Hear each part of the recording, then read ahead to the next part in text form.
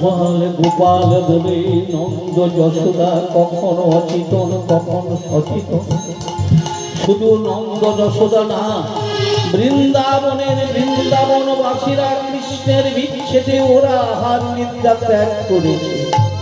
ভাবতে পারেন কৃষ্ণকে কতটা ভালোবাসলেই আহার নিদ্রা ত্যাগ করা যায়।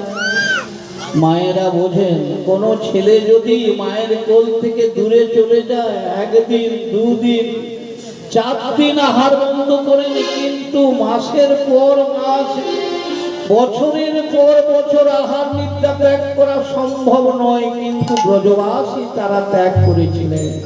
কৃষ্ণ বিরহে ওরা আহার নিদ্রা ত্যাগ করে। কৃষ্ণ করুণা সিন্ধু দীন বন্ধু জগৎপতে গোপে শোকচিত বলে দাও দেখা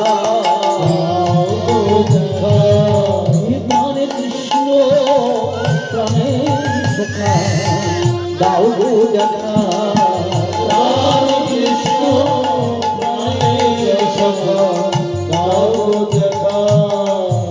যে কান্না শুধু বৃন্দাবনে না, বৃন্দাবনে ব্রজবাসীর কান্না ব্রহ্মলোকে ব্রহ্মার আসন পর্যন্ত চলে।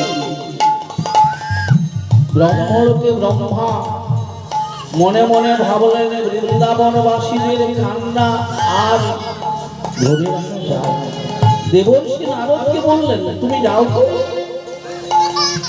দ্বারকায় ভগবান শ্রীকৃষ্ণকে বলো যে বৃন্দাবনবাসী কৃষ্ণ বিরহে তারা অনাহারে অনিদ্রায় হা কৃষ্ণ প্রাণ কৃষ্ণ বলে কাঁদছে, তিনি কি সেই কান্না শুনতে পাননি?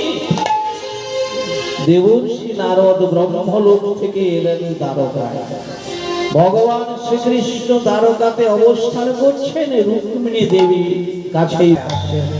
হরে মুরারে মধু কই তোমারে গোপাল গোবিন্দ যোগেশ নারায়ণ কৃষ্ণ বিষ্ণু রাষ্ট্রয়মান জগদীশ্বর।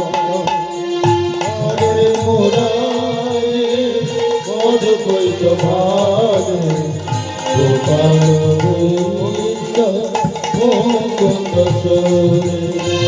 যোগেশ নারায়ণ কৃষ্ণ বিষ্ণু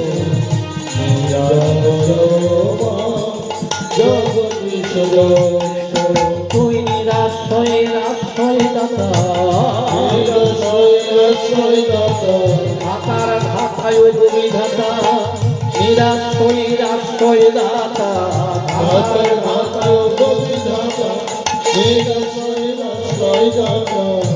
দেবর্ষি নারদ বীণা বাজাতে বাজাতে যখন দ্বারকায় উপস্থিত হলেন, দেবর্ষি নারদের বীণার ঝংকারে ভগবান শ্রীকৃষ্ণ রুক্মিণী দেবীকে বললেন, রুক্মিণী দেবী, আজকের আমার অতি শুভ সময়, সুপ্রভাত হয়েছে। কেন জানো? আজি সুপ্রভাত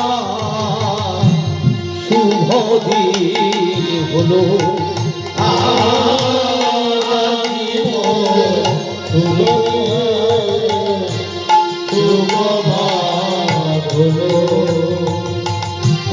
কারণে